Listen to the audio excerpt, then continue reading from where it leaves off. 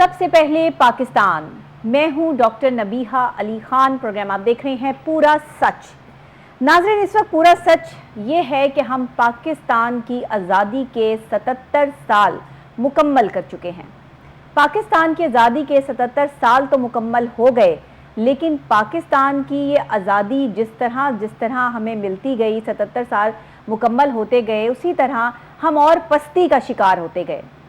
دنیا میں ہم سے بعد بننے والے ممالک بھی آج ترقی یافتہ ممالک کی صف میں شامل ہیں، لیکن انفارچونیٹلی 77 سال پہلے بنا ہوا ملک اسلامی جمہوریہ پاکستان آج بھی ترقی پذیر ممالک کی دوڑ میں کھڑا ہے۔ کیا وجوہات ہیں؟ کیا ہمارے پاس ٹیلنٹ کی کمی ہے؟ کیا ہمارے پاس پڑھے لکھے لوگ موجود نہیں؟ کیا ہمارے پاس سائنسدان نہیں؟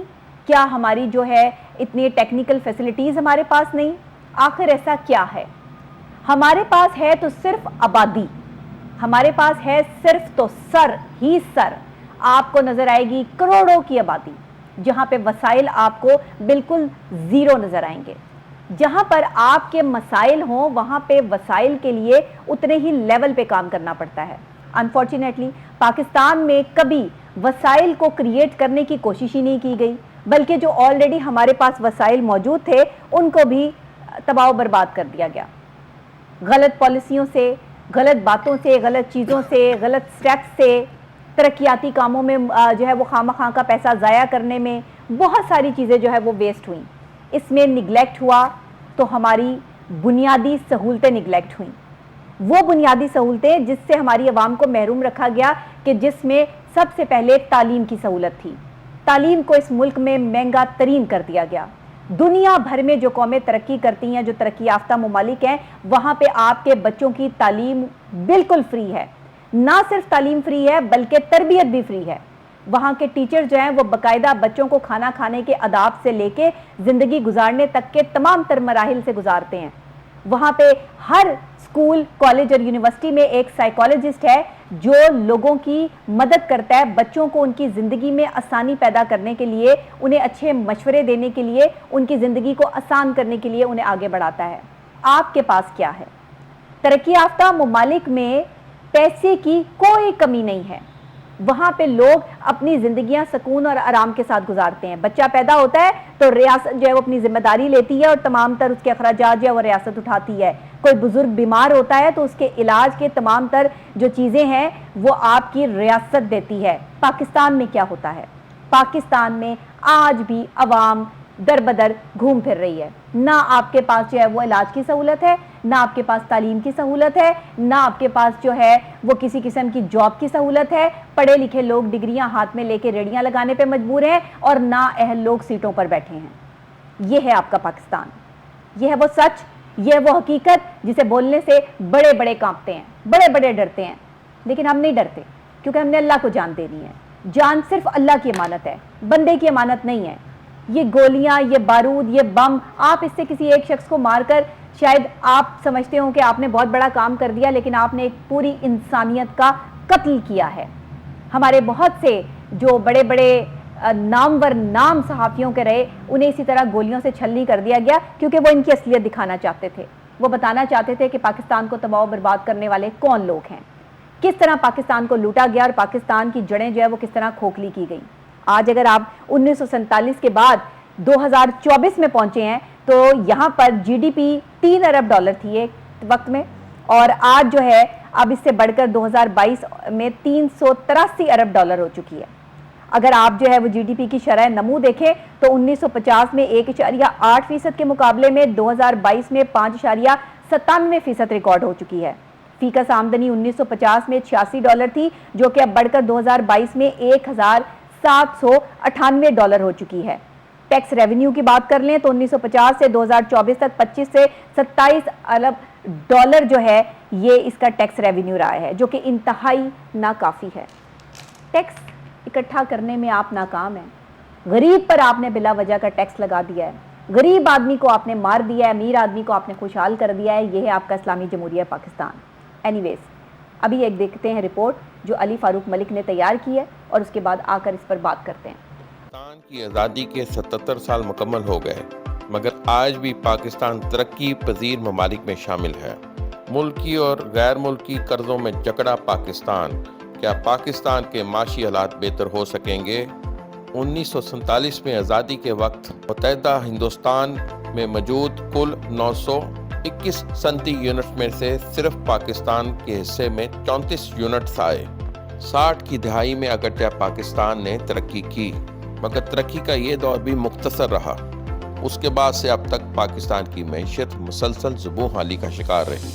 معاشی ماہرین کا کہنا ہے کہ پاکستان کی معیشت کی ترقی کے لیے ضروری ہے کہ معاشی پالیسیوں کا تسلسل رہے اور سیاسی استحکام رہے، مگر 77 سالوں کے دوران پاکستان مسلسل غیر یقینی سیاسی صورتحال کا شکار رہا۔ 77 سال قبل پاکستان کو جن معاشی مسائل کا سامنا تھا، آج ملک کے معاشی چیلنجز میں کئی گنا اضافہ ہو چکا ہے۔ پاکستان کو اگر معاشی مسائل سے نہ نکالا گیا تو آئندہ آنے والی نسلیں ہماری موجودہ نسلوں کو کبھی معاف نہیں کریں گی۔ معیشت کی بحالی کے لیے پاکستان وہ واحد ملک ہے جہاں نئے تجربے کیے گئے۔ جو بھی حکومت آ کے بیٹھی اس نے معیشت کو بہتر کرنے کے حوالے سے نئی پالیسیز انٹروڈیوس کروانا شروع کر دیں، بغیر سوچے سمجھے کہ ان پالیسی کا جو ہے وہ پاکستان کی معیشت پر کیا اثرات مرتب ہوں گے۔ جس کا جو دل چاہتا ہے وہ پاکستان کو اسی لاٹھی سے ہانک دیتا ہے اور پاکستان کی عوام اس کے پیچھے چل پڑتی ہے، کیونکہ اس عوام کو جاہل رکھا گیا۔ عوام کے چند لوگوں نے جو ہے وہ تعلیم حاصل کی، معاشرے میں اعلیٰ مقام حاصل کیا، لیکن انہیں بھی مقام صرف انٹرنیشنل لیول پہ ہی ملا، تبھی پاکستانیوں کو پتہ چلا کہ ہمارے پاس جو ہے وہ کوئی پاکستانی ٹیلنٹ بھی موجود ہے۔ ادروائز اگر ہمارے پاس آپس میں یہاں پہ کوئی ٹیلنٹ موجود ہے تو اس کی کوئی قدر نہیں ہے، کیونکہ ہم نے ان کو موقع دیے ہی نہیں، ہم نے انہیں آگے لانے کی کوشش ہی نہیں کی۔ معیشت کیسے بڑھے گی؟ مواقع ہی نہیں دیے گئے۔ معیشت کیسے بڑھے گی جب آپ کے ٹیلنٹڈ لوگ جو ہے وہ ڈھابے لگانے پہ مجبور ہیں، جب وہ اسپیسیفک اتنی کمائی کر رہے ہیں کہ جس سے وہ صرف اپنے گھروں کا بجلی کا بل جمع کروانا جو ہے وہ صرف ان کا فرض رہ گیا ہے، یا وہ اپنے بچوں کی جو ہے وہ فیسیں جمع کروائیں۔ کیا کریں؟ کیا کیا ہے حکومت نے؟ کیا کیا ریاست نے ہمارے لیے؟ کیا آپ نے جو ہے وہ بجلی کے بلوں میں جو ہے وہ ہمیں تباہی اور بدحالی کا جو ہے وہ شکار کیا ہے؟ آج اپنے بچوں کو پڑھانے کے لیے جو ہے وہ ایک آدمی جو ہے وہ 100 دفعہ سوچتا ہے کہ کیا وہ فیس ادا کر پائے گا۔ بنیادی سہولتوں سے محروم یہ پاکستان اور اس کے شہری جو ہے آج بلک رہے ہیں، لیکن کوئی جواب دینے کے لیے تیار نہیں ہے۔ آپ سب لوگ جو ہے وہ اپنی اپنی ٹینیور پوری کر چکے ہیں، اپنا جو ہے وہ حکومتیں پوری کر چکے ہیں، لیکن اس کے باوجود بھی آپ لوگوں نے کبھی یہ سمجھنے اور سوچنے کی کوشش نہیں کی کہ عوام جب آپ سے سوال کرتی ہے کہ ہمارے ملک کے لیے کیا کیا، اور کم سے کم کچھ نہ کرتے، بنیادی سہولتیں تو دیتے، کم سے کم تعلیمی معیار کو تو بہتر کرتے، کم سے کم صحت کے معیار کو تو بہتر کرتے، کم سے کم یہاں پر جو ڈگریاں ہاتھ میں لے کے نوجوان سڑکوں پہ رول رہے ہیں ان کے مستقبل تو سیکیور کرتے، کم سے کم جو ہے ان سرکاری افسران کی عیاشیاں تو بند کر دیتے۔ اپنے اوپر جو لاگو کیے ہوئے ہیں اتنے اخراجات، کروڑوں روپے کی جو ہے وہ گاڑیاں، اربوں روپے کی اور کروڑوں روپے کے ان کے ٹائر رکھے ہوئے ہیں، یہ سب ہم اپنے جو ہے وہ ٹیکس کے پیسوں سے بھر رہے ہیں، کم سے کم اس پر تو خیال کر لیتے۔ آج پاکستان کو 77 سال ہو گئے، جشن آزادی کا جشن منا رہے ہیں، اور ایک طرف جو ہے سڑکوں پر جو ہے وہ جوشیلے نوجوان نکل رہے ہیں تو پولیس انہیں پکڑ کر جو ہے وہ مار رہی ہے، ڈنڈوں سے جو ہے وہ ان کی خوب پٹائی کی جا رہی ہے، مائیں بہنیں بیٹیاں چیخ رہی ہیں، ان کے دوپٹے اتارے جا رہے ہیں۔ یہ جشن آزادی ہے؟ یہ 77 سال آپ کے جو ہے وہ مکمل ہوئے پاکستان کے، یا پاکستان میں جو ہے یا آپ نے امن و امان کی جو ہے وہ صورتحال دیکھی ہے کہ آپ کیا کر رہے ہیں، اور یہ کیا معاملات اور کیا سلسلے جو ہے وہ بنتے جا رہے ہیں پاکستان میں۔ پھر آپ کہتے ہیں کہ ہم اپنی زبانیں بند کریں تاکہ عوام کو شعور نہ آئے، تاکہ عوام جاگ نہ سکے، تاکہ یہ بے ضمیر عوام جو اس وقت بیٹھی میرا پروگرام دیکھ رہی ہے، یہ سامنے جو ہمارے نوجوان نسل جو صرف اپنے جو ہے وہ فارغ ٹائم میں صرف موبائل فون پر اپنا ویسٹیج آف ٹائم کر رہے ہیں، انہیں پتہ لگے کہ ان کی معیشت تباہی اور بدحالی کا شکار ہے۔ آپ نے ان سب چیزوں کو جو ہے وہ جنم دیا۔ معذرت کے ساتھ آج کا ٹاپک انتہائی جو ہے وہ جذبات سے بھرا ہوا ہے، کیونکہ ہم یہ سب چیزیں بھگت رہے ہیں، ہم پڑھے لکھے لوگ یہاں پر ذلیل و خوار ہو رہے ہیں۔ اب ہمیں اپنے لیے آواز بلند کرنی ہے اور ہمیں سوئی ہوئی قوم کو جگانا ہے، جن کا صرف مقصد یہ ہے کہ فون دیکھ لیا، کھانا کھا لیا اور سو گئے، پیسے آ گئے، خرچہ کر لیا، بل جمع ہو گئے، کوئی پتہ نہیں۔ ایسے نہیں چلتے پاکستان، ایسے نہیں چلتے، ایسے نہیں آپ کی جو ہے وہ آنے والی نسلیں جو ہے وہ ترقی کر پائیں گی۔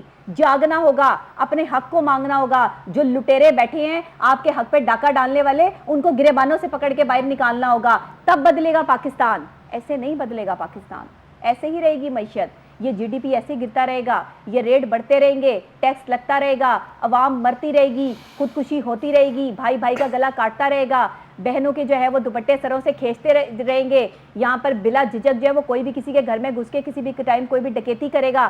یہ ہو رہا ہے پاکستان. یہ 77 سال پاکستان کے جو میں نے بتایا آپ کو. اینی ویز میں اکیلی نہیں ہوں, میرے ساتھ اسٹوڈیو میں میرے رپورٹر بھی موجود ہیں, اور وہ میرا جذباتی انداز اور جذباتی تقریر سننے کے بعد جو ہے وہ کیا موقف رکھتے ہیں ان سے بھی پوچھ لیتے ہیں. لیکن یہ جذبات بالکل پورا سچ ہے, اس میں 1% بھی جھوٹ شامل نہیں ہے.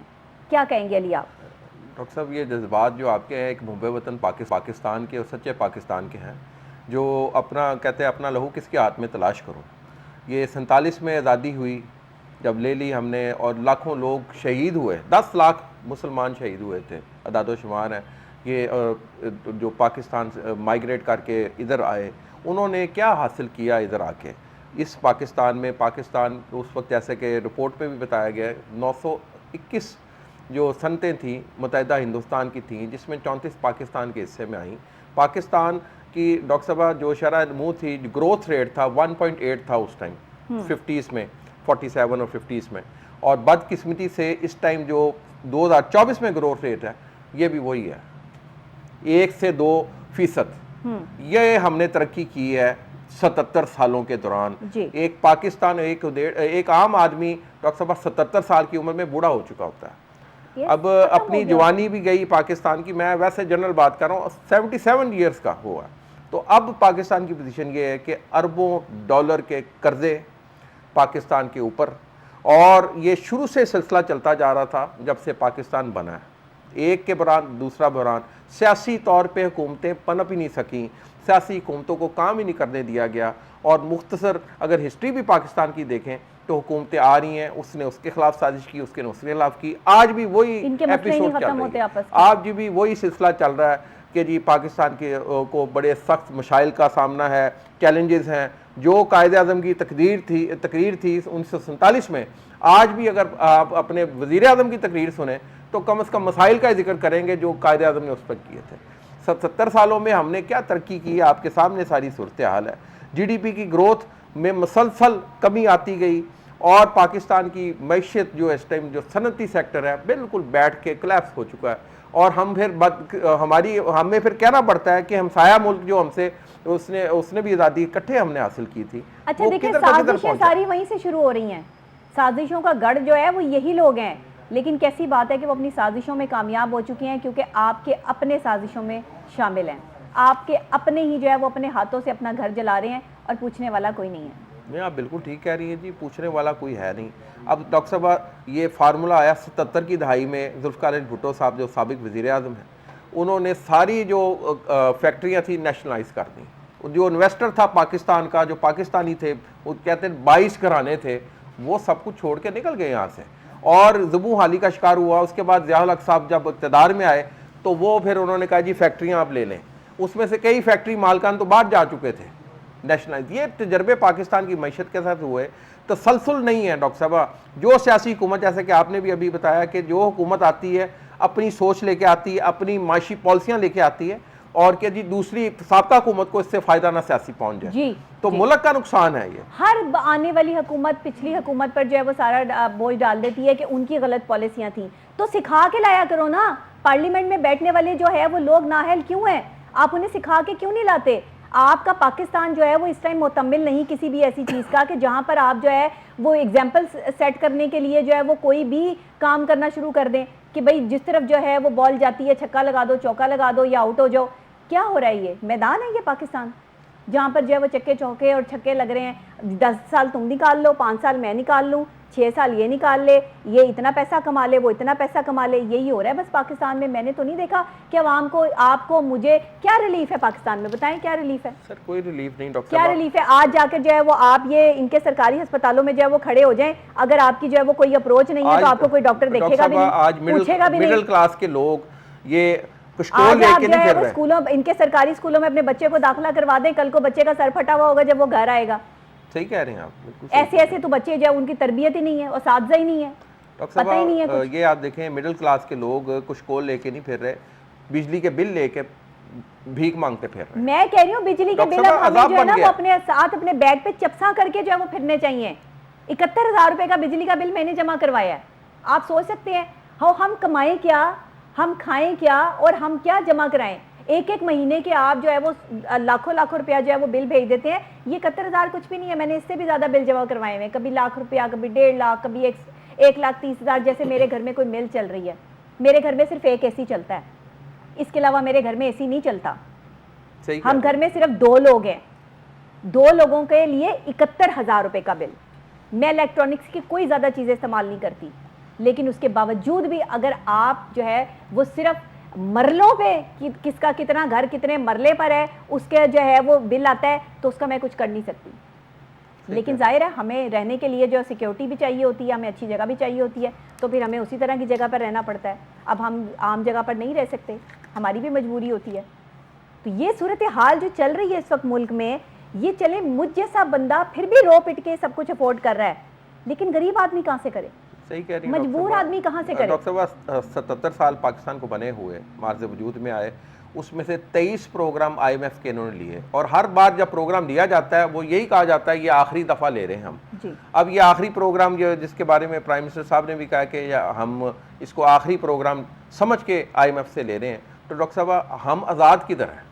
ہم تو آزاد ہے ہی نہیں.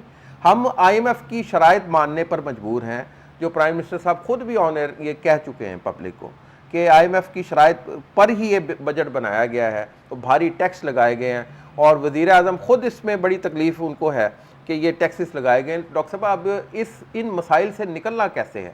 77 سال ہو گئے ہیں, اب آنے والی جنریشن جو ہے, مسائل سے آپ نے نہیں نکلنا, ہر سال مسائل سے نکل ہی نہیں سکتے, پاسبل نہیں, آپ کے پاس پالیسی نہیں ہے, آپ کے پاس لوگ ہی نہیں جو آپ کو مسائل سے نکال سکیں. یہ وہ قوم ہے جس کا جو محسن پاکستان جس کا جو ہے وہ سڑک پہ بیٹھ کے انٹرویو دے رہا ہے اور وہ کہہ رہا ہے کہ میری 30,000 روپے تنخواہ, 30,000 روپے تنخواہ محسن پاکستان کی, یعنی ان کو جو ہے وہ ٹوٹی ہوئی جوتیاں پہن کے, سادے سا لباس پہن کے, وہ سڑک پہ بیٹھ کے ایک بڑی شخصیت کو انٹرویو دے رہے ہیں. ان سے بڑی شخصیت تو وہ خود جتنی بڑی شخصیت ہے, ان سے بڑی شخصیت تو پورے پاکستان میں کوئی نہیں ہو سکتی نا. جو محسن پاکستان ہے, جس نے ایٹمی پاور بنایا, وہ یہ کہہ رہا ہے کہ میں اس قوم کو نہیں سمجھ پایا, اس قوم نے میرے ساتھ انصاف نہیں کیا.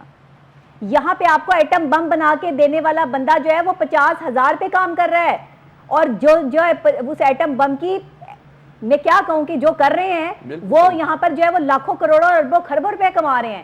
یہ ہے پاکستان, یہ ہے پاکستان. یہ پاکستان کی تو ڈاکٹر میرے پاس آپ ایسے ٹاپک نہ لایا کریں, معذرت کے ساتھ نہ لایا کریں میرے پاس ایسے ٹاپک. میں پاکستان کے بارے میں انتہائی, میں ایک محب وطن پاکستانی ہوں, میرا جذبہ پاکستانی ہے, میں مسلمان ہوں, مجھ سے برداشت نہیں ہوتا. بتانا پڑتا ہے, جو جس طرح آپ نے کہا جو نئی نسل موبائل فون لیے پھرتی ہے, ان کو تو پتہ ہی کوئی نہیں اس چیز کا, جو اس ٹائم ہماری ہسٹری بھی ہے, جو اس ٹائم کرنٹ پوزیشن ہماری بن چکی ہے. ڈاکٹر صاحب ہر سال 50 لاکھ کی آبادی بڑھ رہی ہے, جیسے کہ آپ نے بتایا کہ آبادی ایسے بڑھا رہے ہیں جیسے پتہ نہیں آپ کے پاس وسائل کا انبار لگا ہوا ہے. اور 77 سالوں میں یہ ڈیم بڑے صرف 2 بنا سکے ہیں, اس کے بعد انہوں نے کوشش نہیں کی فتوے ڈال دیں گے کہ ڈیم بنایا جائے. یہ چاہتی ہے کہ بچے پیدا نہ ہو اس ملک میں, میں یہ نہیں چاہتی, میں یہ چاہتی ہوں کہ آپ کے پاس وسائل ہوں, ان بچوں کو اچھی زندگیاں دینے کے لیے آپ کے پاس وسائل ہونے چاہیے. بالکل صحیح کہہ رہے ہیں. غریب آدمی, مجبور آدمی رونا کیا رو رہا ہوتا ہے لوگوں کے سامنے آ کے, میرے 4 بچے ہیں, میں غریب آدمی ہوں, میں افورڈ نہیں کر سکتا. تو 4 بچے کیوں ہیں تمہارے؟ تم غریب آدمی ہو نا, تم افورڈ نہیں کر سکتے, تو تم اتنے بچے پیدا کرو جتنے تم افورڈ کر سکتے ہو, جتنا تم ان کو اچھا مستقبل دے سکتے ہو. اس میں کیا غلط کہا میں نے؟ ڈاکٹر صاحب بات یہ کہ جو غریب بچے ہیں, غریبوں کے بچے, وہ جیسے ہی پیدا ہوتے ہیں تھوڑے عرصے بعد بھی ان کو کاموں پہ لگا دیا جاتا ہے. آپ کے پاس آبادی روزانہ بڑھ رہی ہے, آپ وسائل کریٹ کرو, یا مانگنے پہ لگایا جاتا ہے یا کاموں پہ لگایا جاتا ہے ان کو. کوئی فیکٹریاں کریٹ کرو. بنگلہ دیش کو دیکھو, کہاں سے کہاں انہوں نے اپنی عورتوں سے کام کروایا. ان کی عورتیں گھروں میں فارغ نہیں بیٹھتی, آپ کی ہر وقت عورتیں گھروں میں فارغ بیٹھ کے چگلیاں کرتی ہیں. فلانے محلے میں کیا ہو رہا ہے, فلانے علاقے میں گاڑی کس کی آئی ہے, فلانا کا بھائی باہر چلا گیا ہے. وہ تمہارے پاس مسئلے ہی کوئی نہیں ڈسکس کرنے کے لیے. ساری قوم کے پاس ایک ہی مسئلہ رہ گیا, چگلیاں کرنا ایک دوسرے کی. پرائم منسٹر جو انڈیا کی اس طرح معیشت آپ کی بنگلہ دیش کی جو سابق وزیر اعظم حسینہ واجد, اس پر بڑے یہاں خوشی کا اظہار کیا جا رہا ہے جی, اتر گئی ہیں. 16 سال تسلسل رہا اکانومی اس نے کھڑی کر دی ہے. اگر آپ معاشی طور پہ دیکھا جائے تو اپنے ملک کی اکانومی اس نے کھڑی کی ہے, اور پاکستان سے معاشی طور پہ بنگلہ دیش بہت آگے نکل گیا. باقی سیاسی طور پہ اختلافات کر سکتے ہیں ان کی پالیسی سے, لیکن کرپشن انہیں برداشت نہیں. اس نے اپنی عوام کو اتنی اویئرنیس دے دی ہے کہ آج اس کی عوام اس کے خلاف کھڑی ہے. آپ دیکھ لیں پاکستان میں اویئرنیس کی کمی رکھی گئی ہے، پاکستان میں لوگوں کو روٹی کے لیے ترسایا گیا ہے تاکہ ہم ان حکمرانوں کی جو ہے وہ گریبان تک نہ پہنچ سکیں۔ بالکل ٹھیک ہے، یہ عوام ہماری بھی دیکھ لیں اور عوام وہاں کی بھی دیکھ وہاں بھی لیں، ایسے اتارتے ہیں لوگ۔ نئی نسل انقلاب لے کے آئی ہے، جی نئی اسٹوڈنٹس نسل لے کے آئے ہیں انقلاب، اور ہماری نئی نسل جو دم ہے نہیں، دم ہے ہی نہیں، ان کے پاس موبائل فون سمارٹ فون کے علاوہ ان کو کام ہی کوئی نہیں، ان کو عشق و محبت سے فرصت نہیں ہے، وہ لڑکیوں کے پیچھے اپنی زندگیاں برباد کرتے پھر رہے ہیں، انہیں سمجھ ہی نہیں آ رہی بات کی۔ بہرحال اللہ تعالیٰ ہم سب پر رحم فرمائے۔ آخری دور ہے، ویسے بھی ہم آخری دور سے گزر رہے ہیں، ہمارے پاس آپشن کوئی نہیں ہے، آپشن ایک ہی ہے کہ اپنے آپ کو ٹھیک کر لیں یا پھر اسی چیز سے سمجھوتا کر لیں جو ہماری زندگیوں میں چل رہی ہے چیز، دیٹس اٹ، ہمارے پاس دوسرا کوئی راستہ نہیں ہے۔ اور میرے پاس ہمیشہ جب بھی پیشنٹس بھی آتے ہیں، لوگ بھی آتے ہیں، وہ مجھ سے پوچھتے ہیں تو میں انہیں ایک ہی بات کہتی ہوں کہ اس وقت میں صرف توبہ اور استغفار، نتھنگ ایلس، آپ کے پاس آپشن نہیں ہے۔ پتہ نہیں سانسیں کتنی باقی ہیں کتنی نہیں، اچھے کام کرو، لوگوں کے لیے جو ہے وہ فلاح کے کام کرو، آسانیاں بانٹو، آسانیاں پیدا کرو۔ کاش کہ ہمارے جو ہے وہ حکمرانوں کو بھی یہ بات سمجھ آ جائے، لیکن جب تک ہم خود نہیں بدلیں گے حکمران نہیں بدلیں گے۔ ایجوکیشن فری ہونی چاہیے، ایجوکیشن فری آف کاسٹ ہونی چاہیے، سرکاری لیول پہ بھی، اور جو پرائیویٹ لیول پر یہ اتنا بڑا مافیا بیٹھا ہوا ہے اس کو بھی کنٹرول ہونا چاہیے۔ اسی کے ساتھ مجھے بریک لینی ہے، بریک کے فوری بعد آپ کو یہیں پہ جوائن کرتی ہوں۔ ٹاپک یہ بہت بڑا ہے، وقت اس کے لیے بہت زیادہ درکار ہے، لیکن میرے پاس وقت کم ہے، اس لیے میں بریک لوں گی، بریک کے فوری بعد ایک اور اہم اور خاص موضوع آپ کے ساتھ شیئر کروں گی، میرے ساتھ رہیے گا۔